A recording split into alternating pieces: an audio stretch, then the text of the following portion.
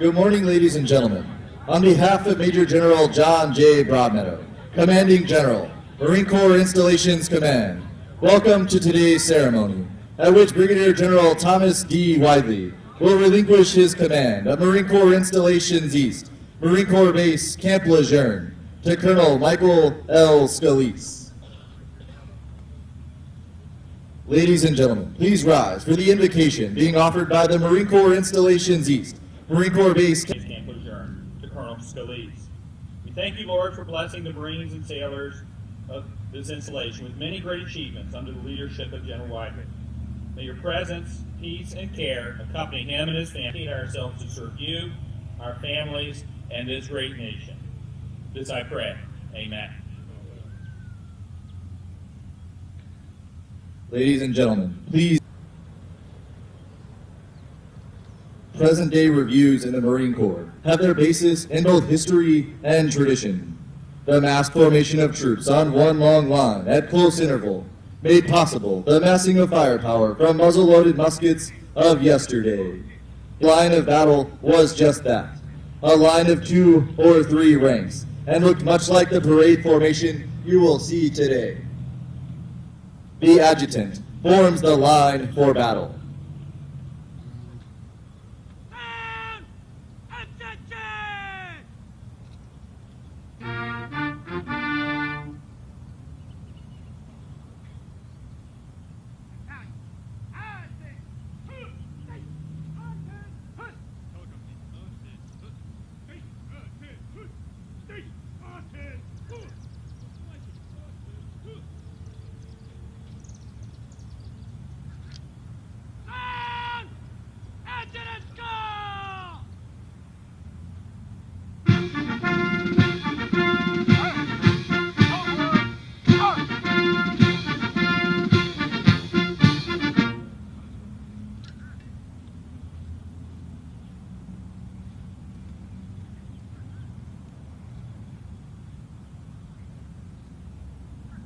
Assembled before you are the MCI-East Marine Corps Base Camp Lejeune. Also operates a training base that promotes the combat readiness of the operating forces and the missions of other tenant commands by providing training venues, facilities, services, and support in order to be responsive to the needs of Marines, sailors, and their families.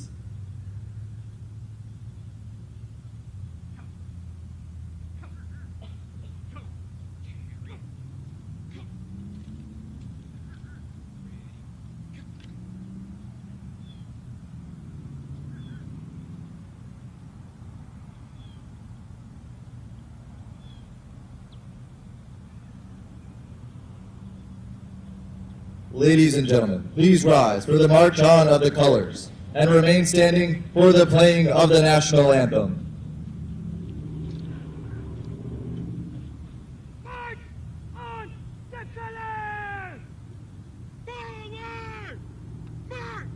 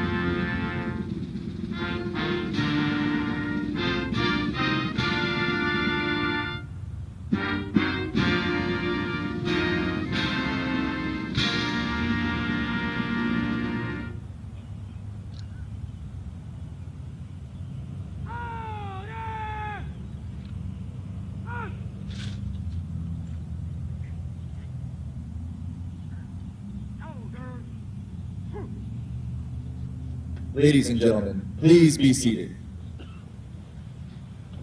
Halt the colors!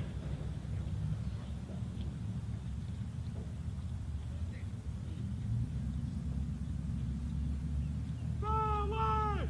March!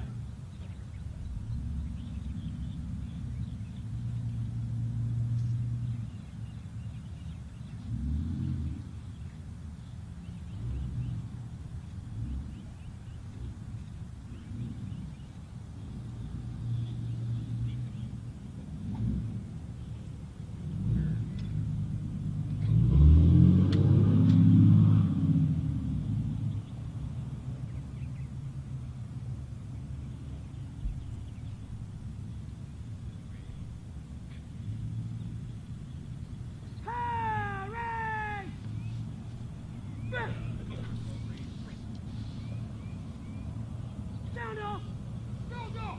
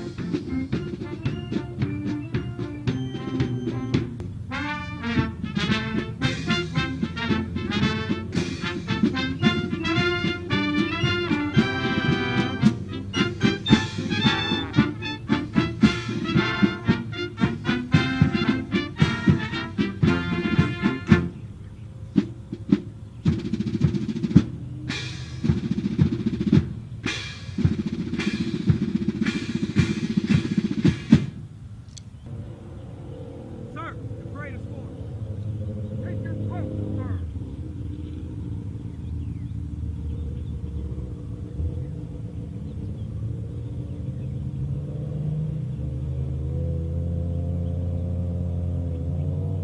There, there! Huh!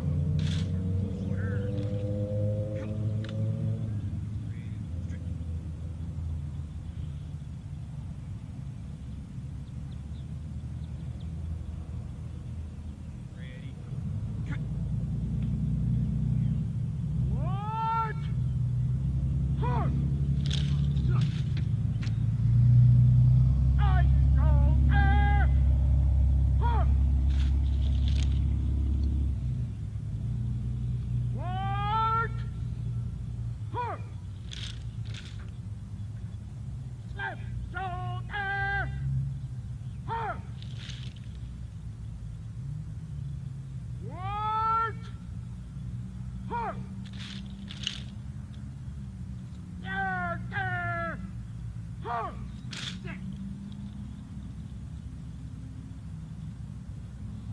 Receive the report, sir.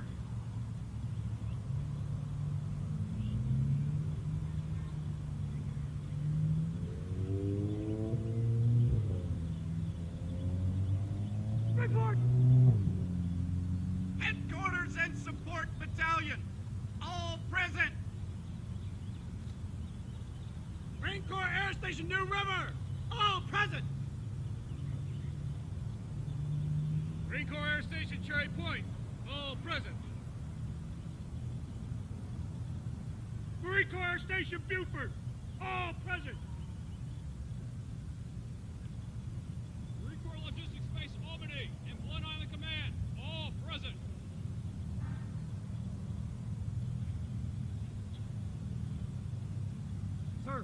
present. Publish the order.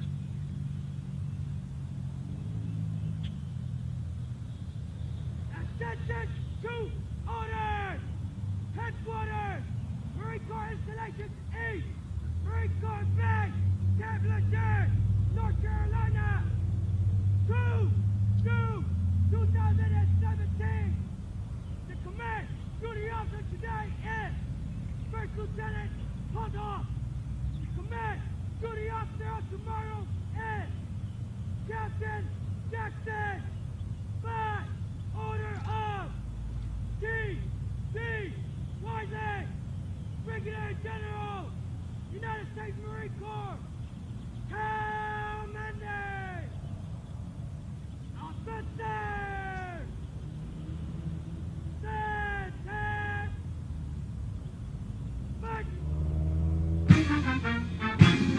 The movement now taking place has origins from the ancient battlefield, when a unit was formed in line of battle. Prior to combat, the commander called together his officers to issue final instructions, words of encouragement, and commit his warriors to battle.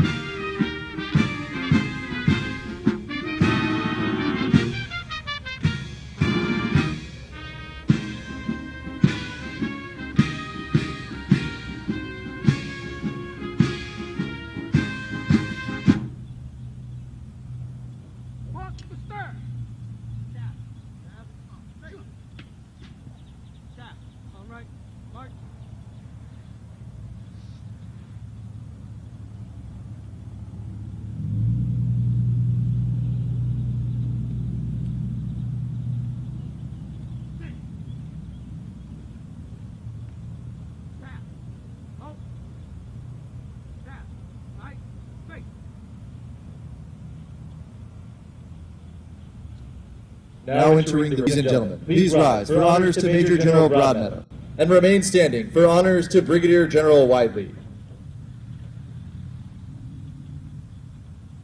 Present!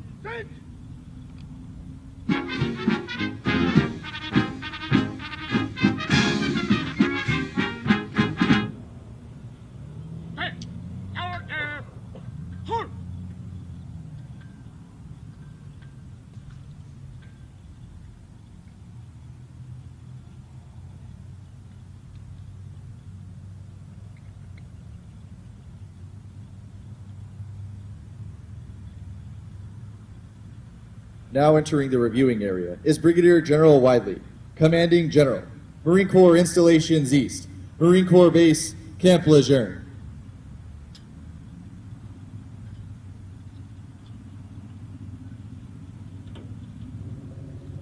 Ladies and gentlemen, honors to Brigadier General Weidley.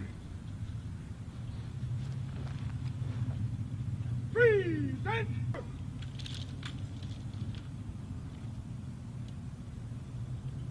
Back! Present! Halt!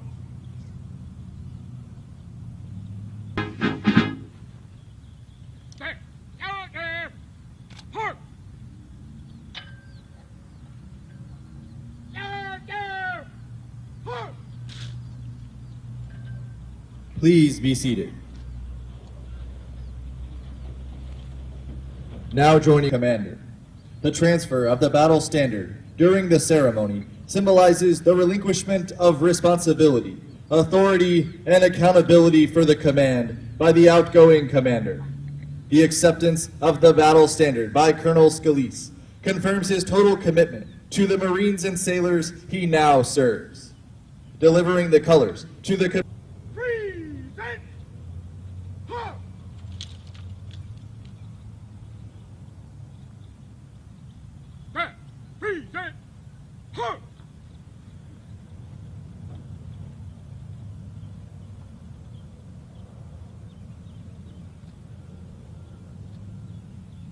Thomas D. Weidley.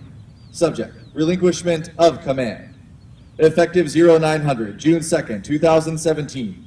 You will relinquish command of Marine Corps Installations East, Marine Corps Base Camp Lejeune. You will report to 1st Marine Aircraft Wing, 3rd Marine Expeditionary Force for duty.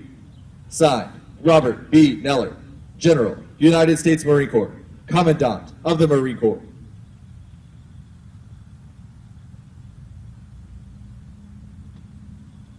From Commandant of the Marine Corps to Colonel Michael L. Scalise.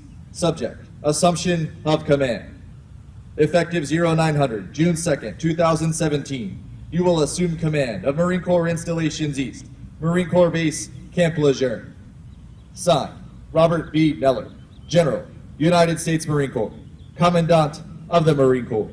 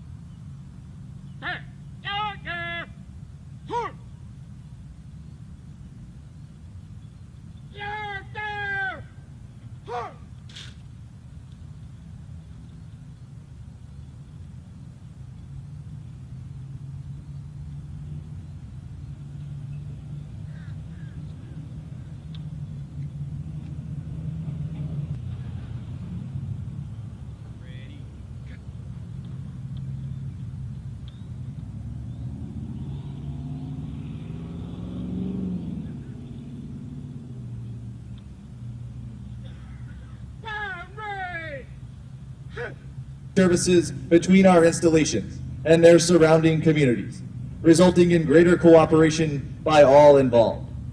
Your initiative to internally reorganize MCI-East has facilitated improved support to resident operating force and tenant commands. Under your leadership, MCI-East deservedly received the Commander-in-Chief's Award for Installation Excellence in fiscal year 16. The Marine Corps is grateful to you and Jill for your leadership, as well as everything you do for our Marines, sailors, and their families. We wish you the very best in your next assignment as Commanding General of 1st Marine Aircraft Wing. For Colonel Scalise, Mike, as you take the helm of Marine Corps Installations East, know that you have my total trust and confidence. I know you will bring the same outstanding leadership to MCI-East that you've demonstrated throughout your career. Congratulations and best wishes to you and Ann as you take responsibility for MCI-East's daily operations. Semper Fidelis, Robert B. Neller, General, United States Marine Corps, Commandant of the Marine Corps. Ladies and gentlemen, Major General Broadmeadow. And these two gentlemen really kind of set the tone, along with Wheel's other predecessors out there, for what today has matured into a very important concept. And that's this unified command, this regional command that we're here to transfer authority of today. And this is an important ceremony in that regard, because they're responsible for an awful lot of things. Let me just take 1 second to turn and say, Marines, you look fantastic.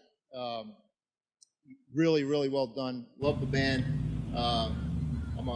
Most of you know I'm a West Coast guy. The Marine Corps kept me out there for most of my career, and so to hear some different songs and to hear Carolina played was really a pretty special thing for me. So I very much appreciate it. One of the things I want you to understand, though, is this is just a small representation of what this region's all about. While they represent all the bases and stations that are part of this region, there's 11,000 people that are part of this command. Uniformed Marines, civilian Marines, contractors, non-appropriated fund folks that make this region go. And they do an awful lot to make sure that our Marine sailors and their families are taken care of, and that our Marines are prepared to go to war when our nation needs it. That's what they represent. So if I could, just get a round of applause for all those hard charges.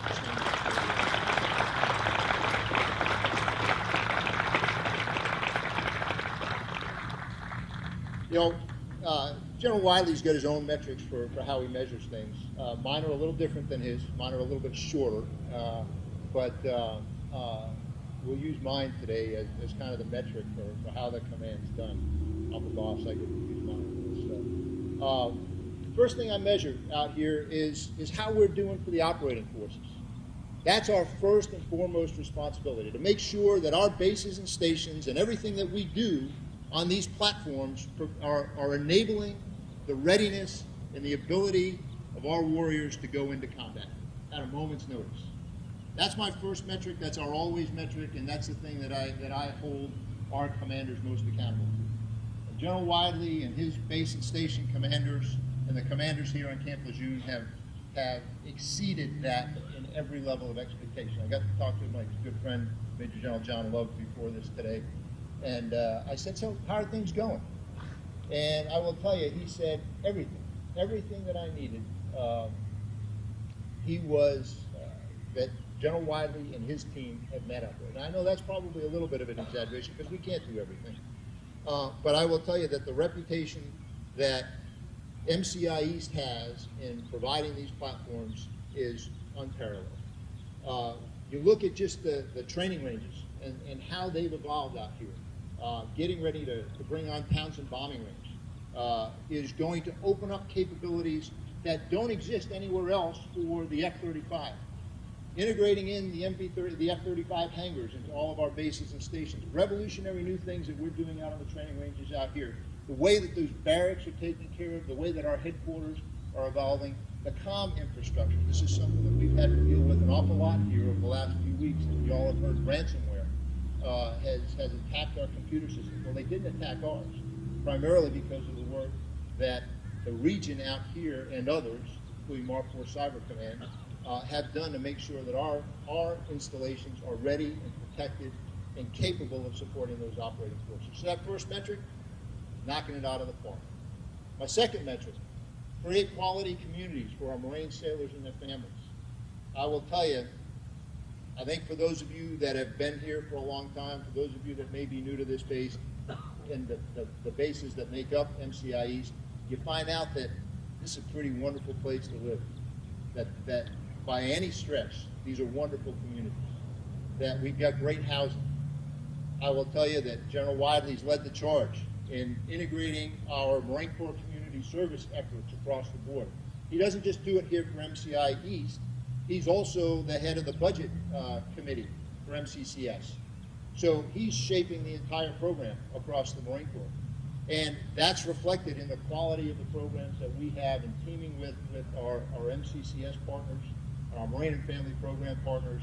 MCI West sets the standards for how we're taking care of our Marine sailors and their families. Knocking it out of the park in my second one. My third one is have a culture of innovation. We're on the cusp of some big changes happening out here. Technology is quickly outpacing many of the capabilities that we have. In order to run a smart city, which is what this base really needs to be, is a very smart 21st century city, it takes somebody that is willing to foster a sense of innovation and a readiness to adopt all of these changes that are coming up. Well, the folks out here in MCI-East are leading that charge. You heard the Commandant talk about the infrastructure reset strategy. He talks to me about that an awful lot. I was a very fortunate recipient of a lot of work that was done on that infrastructure reset strategy by General Weidley as he sat in my job out here. He took over as there was a gap, and this infrastructure reset strategy was the first thing that the Commandant hit me with when I got on board. He said, John, you need to make sure this gets done. And the guy that teed it all up is the guy that we're talking about today. More importantly, this region and the bases and stations in this region are the ones that are leading the charge in making sure that that strategy is being implemented. But aside from that, that near term, got to get it done now, make sure that we're on top of all these changes that are going on. General Weidley's also led the charge in another way, and thinking real deep about where we need to be in the future. You know, the Commandant set Marine Corps Force 2025 as the metrics. He's looking out a number of years. You know, we started this 2 years ago, looking out 10 years. You think, well, a decade's deep. Wheels blew him away. He went to 2040. And he put together and presented me a comprehensive plan that lays out a vision for how we make our bases and stations capable, not just today with our infrastructure reset strategy, but poised to make sure that we're continuing to support the operating forces, making sure that TUMEP, making sure that MARSOC, making sure that all of our organizations that operate off of our West Coast bases and stations have what they need to be prepared to do what we have to do in our nation's defense. He led that charge. As importantly, he was an integrator in the broader community. He and his wife Jill became a real member of this community, and they took this base and these bases and stations that make up this region, and they integrated into this broader community, which is a fabulous place to be. The folks around here, Dr. Wingo, I know you're out here somewhere too. I got to tell you, as a West Coast Marine, you're infamous out there as well for all the things that you do, but representative of the ties with the local community. You know, that Wheels and Jill have made sure that our bases and stations are part of this wonderful part of this country, part of the culture that supports those young men and women in a fantastic way. And that's important, because we have to be part of this broader community out here. And I applaud them for what they've done to make sure that we're there. So Mike, you're inheriting a lot of really good stuff.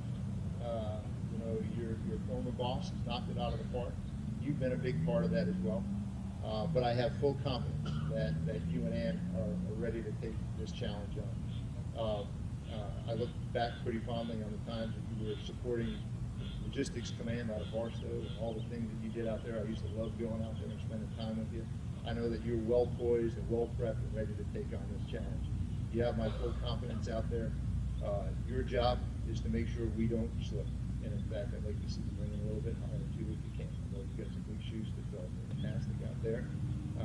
Zoe, Max, you guys are going to love Okinawa. It's a great place to be. A little bit different from here, but you're going to love it.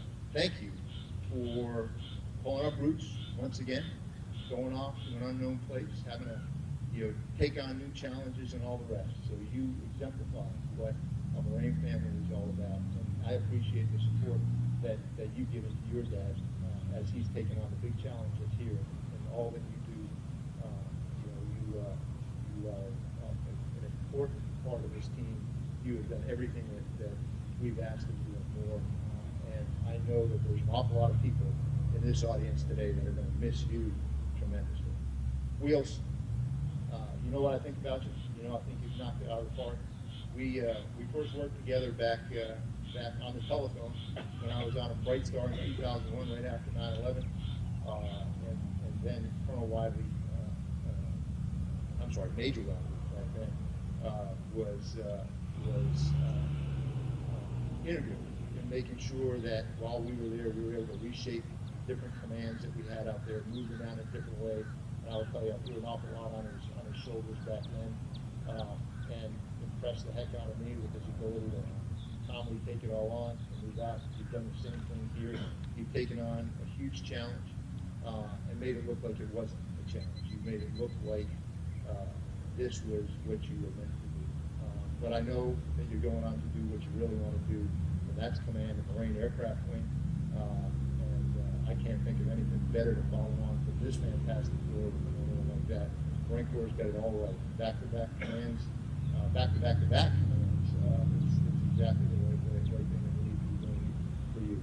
Thank you for your leadership of all of your Marine sailors and civilian Marines. Thanks for taking care of our Marine sailors and their families.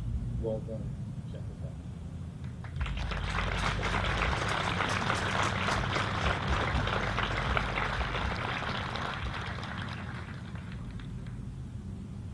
Well, now I don't have anything left to say, sir. You've said it all for me. So, but I do want to obviously acknowledge the band as well.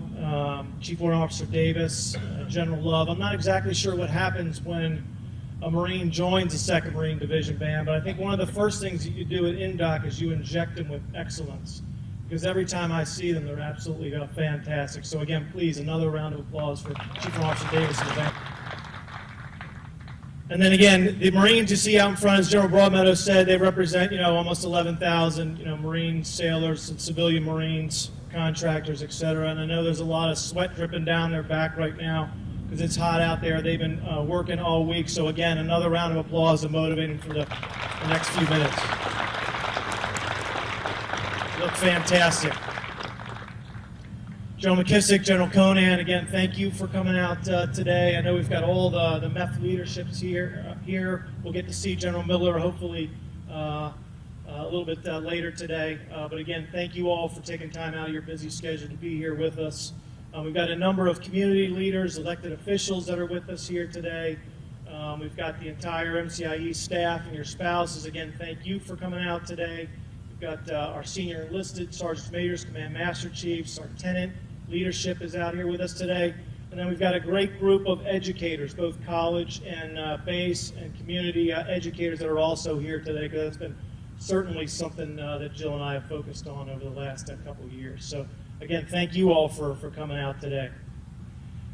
I think when I took over 2 years ago, it was probably just like General Castelvi when he took the reins here, and much like General Jensen when he took the reins, and General Dickerson when he came, right? We were all consumers of the base services, and we were consumers of training ranges and venues and capabilities, right? We weren't necessarily on the delivery side of the house. There's nothing in the Marine Corps that raises you up and gives you multiple tours to prepare you to be an installation commander or to be a regional commander. So I think I did much like what they did, and I said, okay, I put myself in the shoes of one of General Love's corporals, let's say, right? And what do I want to get out of the installation? I wanted to, as I prepare to go into harm's way, I want to make sure I have access to the best possible ranges that are available. I want to make sure I have access to simulators. I want to make sure I have access to urban combat facilities. I want to make sure I have access to all those things necessary to prepare me to go into harm's way. I want to have access to world-class fitness centers. I want to have access to great chow and chow halls. I want to have access to recreational capabilities that allow me to unwind, in between my PTP events and those types of things. And then when I get downrange, when I deploy downrange, I don't necessarily want to have to think about the base anymore. I don't want to have to think about Camp Lejeune, right? Because again, I want to be confident in what the base is able to provide my family. They're providing me great schools. They're providing me a house where my family can thrive. They're providing services, where my family can continue to progress, take care of one another, etc. Communities to live in that, again, take care of one another, so you don't have to think about the installation when I deploy. So it's with that mindset and that framework that we, again, approached the last 2 years. And I think, again, as General Broadmeadow alluded to, we've had some successes along the way, and keeping that mindset all the time. And that's everything. That's the lens we look through. We've had some great successes, as General Broadmeadow alluded to, in the areas of infrastructure reset. Again, being able to lead in that effort is going to provide, again, a world-class series of facilities here at the installation. It's a long project, and all the commanders, again, I think understand what we're going to do with that effort. I mean, just even look at this year, right? We're going to demolish 1.3 million square feet. 170 facilities are going to go away this fiscal year, right? We're going to save about $6.8 million when we get rid of those old and aging facilities. We're going to revamp barracks, right? We were on a path to revamp one barracks, just remodel one barracks every 42 years up until the infrastructure reset took over. This year, we're going to do 9 barracks. Okay, so there is so much goodness out of this particular effort, and the staff at MCI-East in particular is all in, and they are working hand in glove with our MSCs to make sure that they have the things that they need to be able to continue to move forward in the infrastructure reset realm. So all kinds of successes. The partnership program, again, is one of the things I'm very, very proud of, our ability to link with the community. We've had great partnerships with the community previously, but this just allowed us an opportunity to reinvigorate those things using intergovernmental service agreements and those types of things to really solidify capabilities and generate efficiencies on both sides of the fence line. So just a number of initiatives we're able to bring forward. But I will tell you that ultimately the center of gravity for everything we do at MCI-East and Marine Corps Base Camp Lejeune is the people, right? It's the people. I mean, that's the hub of all power for us, is our people. And that starts with our commanders, and you see a couple of them in front of you here. Colonel Seagraves leading H&S Battalion has been an absolute change agent, changing the way we do business at within the staff and at our subordinate supporting elements within the battalion. Just absolutely fantastic, and we're again being able to achieve greater efficiencies, and that impacts absolutely each and every Marine on the installation. Colonel Ferry out there leading the Cherry Point, doing absolutely outstanding work. Colonel Burton leading New River, and then you see representation Marines out here. Our Marine Corps Support Facility at Blunt Island, which is led by Colonel Brian Hughes, could not be here today, doing tremendous work down there in terms of the MPF program and sustaining that very small installation down in Jacksonville, Florida. And then we have two other, what I would call crisis response commanders at Pete Buck at Beaufort and Jim Carroll at Marine Corps Logistics Base Albany. And why do I call them crisis response commanders? Because over the last year, each of their installations has been devastated by weather in different ways. Hurricane Matthew came through and completely devastated Beaufort as well as Parris Island, and they were the ones that were on scene doing the recovery options, addressing the crisis. And then Jim Carroll and his team at in Albany at EF3 tornado come through the base, through half of it all the way into downtown and the maintenance area of the base, creating all kinds of damage, about $100 million worth of damage. Thankfully, nobody was injured, but a lot of buildings and structures lost and a lot of work to be done. And they did a tremendous job getting back up on speed for General Crenshaw and his logistics command team. So, again, the center of gravity is the people, the staff. And again, I've talked to the staff already this week. I don't think there's any better staff. You are the continuity that keeps the installations running, that keeps the region running day in and day out. There are no more professional civilian Marines and active duty reserve Marines that I've been able to serve with. So again, for the civilian Marines, I know I've told you, you've completely changed my thoughts and my expectations of civilian Marines. So I feel sorry for those that I work with in the future, because you set such a high bar for me. But absolutely a phenomenal job, innovative. They'll work, as hard as the day is long. They don't care about PDs. Every one of them. That's from a, waste truck driver on board the installation to our MCCS, assistant chief of staff. Every one of them understands the mission and gets things done. So again, it's been my absolute pleasure to serve with all of you. A couple of thank yous, and I'll get off the stage. First of all, again, Marcelo, and I'll tell General Miller later today, he's been an absolute partner in this relationship, right?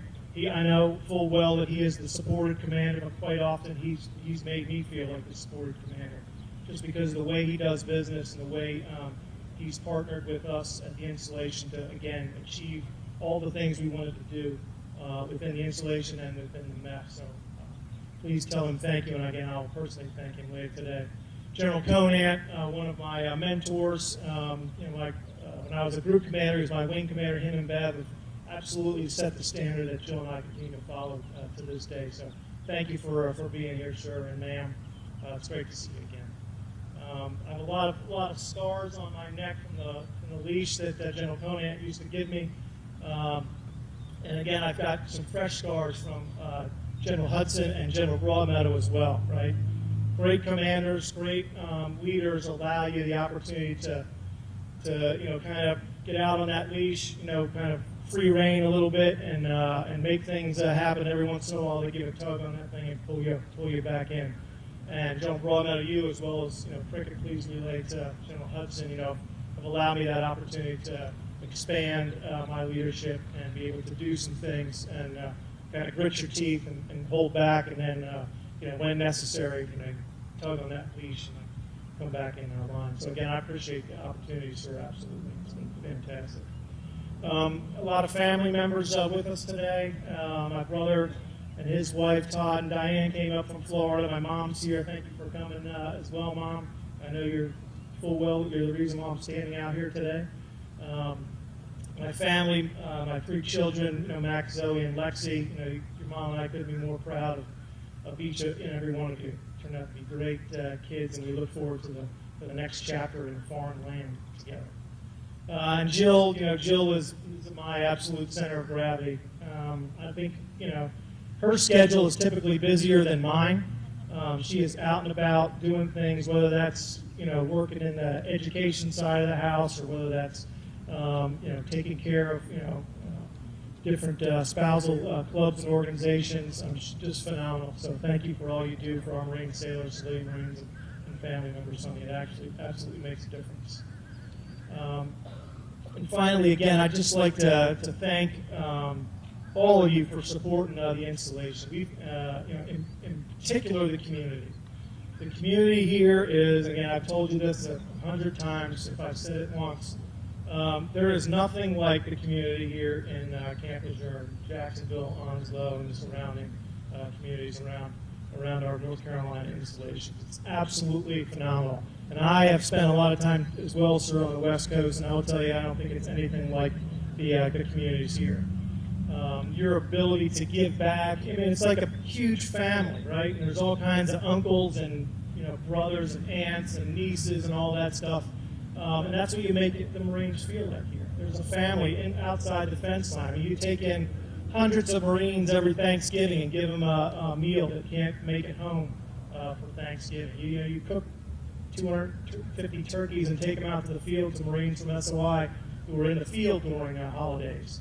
You bring Marines into your home. There's nothing you won't do for the Marines and sailors, this installation, their families, and it's been absolutely a pleasure to watch you operate, and it's a pleasure to be a part of it. And again, I thank you for your continued support of our Marine sailors and their family members.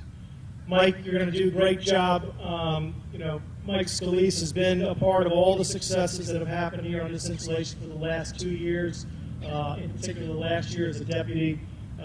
There's nobody better to fill this period of time than you. I know you're going to do great things. You and Ann are a tremendous team.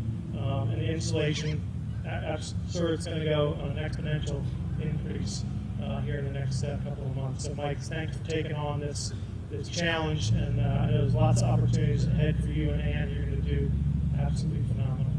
So, again, it's been my honor and privilege to be a part of this, 76-year, historic, installation in the Marine Corps. To have a little tiny slice in that installation's history. Camp Lejeune is a very, very special place, and for those of you that have served here, you know exactly what I'm talking about. So again, thank you, everybody, and Mike, over to you for a couple of words. Thank you, sir. Appreciate your comments. General officers, distinguished citizens from the Jacksonville and Onslow County area, I greatly appreciate your attendees. Commanders, sergeants, majors, friends of MCI-East, today it is a beautiful day in North Carolina, and I am very honored and privileged to be a part of this ceremony. This is a big day for Ann and I look forward to continuing to press with the MCI-East mission and that groundwork that has been laid by General Weidley. 2 years ago, when General Weidley arrived on deck, he set the base plate on MCI-East, not only for Camp Lejeune, but for the region as a whole. And he did that through his means, ways, and ends commander's guidance.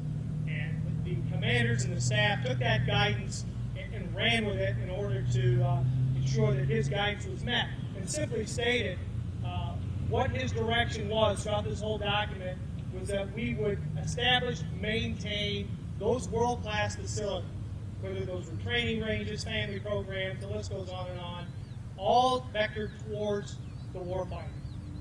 And it is my pledge that guidance be continued, that laser focus to the warfighter and assisting them in maintaining their readiness is the mission of what MCI-East is going to be to the near future. So again, that is my pledge. General Weidley, sir, it has been a pleasure working with you for the last 2 years. It's been a pleasure watching you in action. And just when an old colonel thinks that he knows the answer to everything, General Weidley just says something. Here it is. It's generally one of those things like options. Why didn't we? But we press forward, and again, we established who we are with the warfighter, as well as higher headquarters. I can't say enough about the mentorship you've given to me, and that team, the example that you and Jill have had for this installation over the last 2 years. Again, I'm speaking for everyone on that, not just for Mike Scalise. So it's going to feel wonderful for you, so good luck on that. General Broadbell, sir, I've got your guidance. It's clear to me. I understand the direction that you want this organization writ large to go. I appreciate your comments and faith that you're putting in me, and I won't let you down. You have that. You have my comments. Can't help but thank the 2nd Marine Division band. Again, they add that panache. Without them, we don't know what we do without them. And the Marines work hard, and it shows that you've got a group of warfighters out there that again are laser focused towards what that warfighter needs aboard this installation, as well as examples of what you see throughout MCIE. So again, they've just done a superb job, and I'm proud to be a part of that organization. Finally, to my lovely bride Ann, sir, there, sweetheart. Guess what? You know I'm gonna, yes, sir, ma'am, whatever the appropriate word is. But at the end of the day, you know, you've always been there for me. I'm gonna ask for a little bit more. I'm gonna ask for your support. No doubt it's gonna be there, and a little bit of sense of humor associated with that. And the next few months are just going to be great. So I really appreciate everyone's attendance here today. Lieutenant Colonel Scott Trent.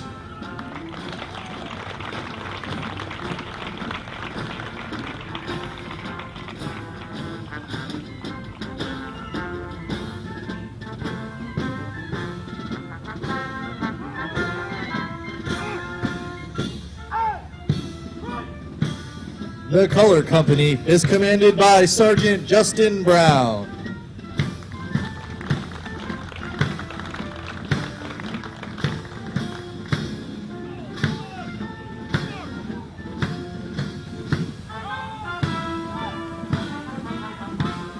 Marine Corps Air Station Cherry Point is commanded by Colonel Todd Ferry.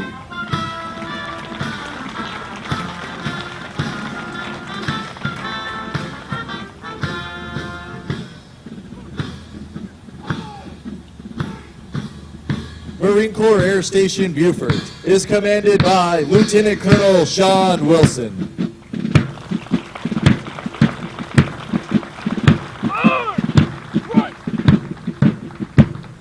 Marine Corps Logistics Base Albany at Blunt Island Command is commanded by Lieutenant Colonel Dale Cruz.